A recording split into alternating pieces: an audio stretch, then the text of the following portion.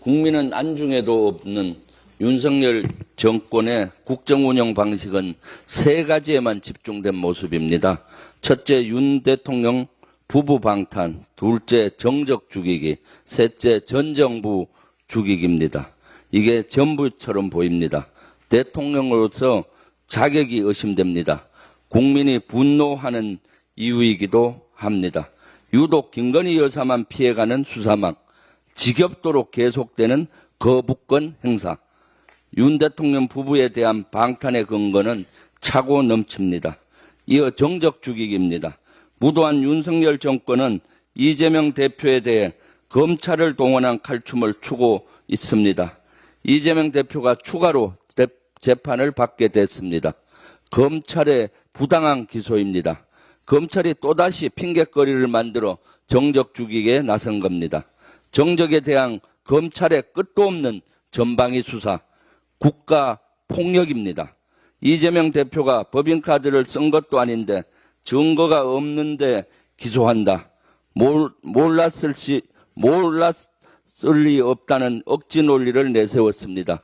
이미 경찰 수사에서 혐의가 없다는 사실이 밝혀졌는데 검찰은 부득부득 사건을 되살려 기소했습니다. 명백한 검찰권 남용입니다.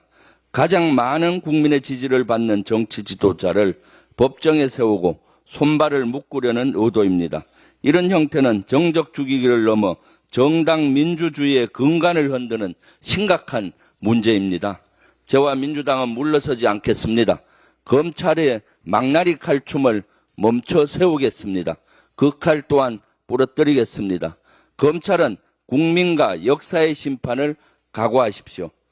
윤석열식 정적 죽이기뿐만 아니라 전 정부 죽이기도 계속되고 있습니다. 서해 공무원 피격 사건, 동해 흉악범 추방 사건, 월성 원전과 통계 논란, GP 불능화에 이은 사드 배치 지연 의혹에 대한 칼춤입니다. 감사원은 전 정부 인사들이 사드 배치를 의도적으로 시켰다는 이유로 정의용 전 국가안보실장과 정경두 전 국방장관, 이경 국회의원 등 4명을 수사 의뢰했습니다. 억지 중에 억지, 베스트 오브 억지입니다. 단언컨대 전 정부는 결코 사드 배치를 의도적으로 지연한 적이 없습니다. 주민과의 협의체를 구성해야 하는 법적 절차를 지키는 과정에서 환경영향평가가 지연된 것입니다. 법을 어기고 사드 기지 환경평가를 앞당겨야 했던 것입니까? 그 경우 법을 어겼다며 문제 삼았을 것입니다. 윤석열실 기소폭탄에 이은 감사원의 감사폭탄 즉각 멈추십시오. 전국 대학 교수들의 시국선언이 잇따르고 있습니다. 윤석열 정부의 폭정에 맞서기 위해서입니다. 특히 보수의 심장으로 불리는 대구의 경북대학교에서도 이러한 움직임이 나타났습니다. 경북대학교의 교수와 연구진 179명은 윤석열 대통령의 퇴진을 촉구하는 시국선언을 발표했습니다. 현 시대를 향한 경고이자 미래를 향한 결단입니다. 이들은 대통령의 인사와 정책에서의 무능, 비리 의혹과 국민의 목소리를 무시하는 태도를 강하게 비판했습니다. 특정 집단에 편중된 인사와 비선 실세의 개입 의혹, 구시대 인물의 재기용 등을 문제로 지적한 것입니다.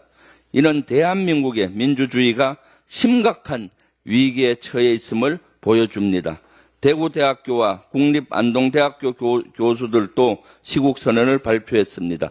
집회와 시위의 자유를 침해한 정부의 행동을 비판하며 윤석열 대통령의 즉각적인 사퇴를 촉구했습니다.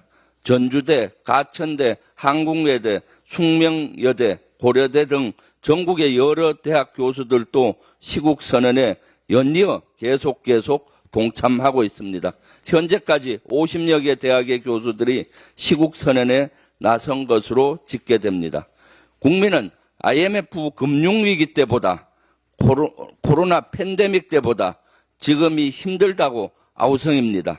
윤석열 대통령은 이제 그만 국민의 고통의 수렁 속으로 빠뜨리지 마십시오. 그 자리에서도 이제 그만 내려오는 건 어떤지 심사숙고하기 바랍니다. 국민을 위한 현명한 선택을 기대합니다. 이상입니다.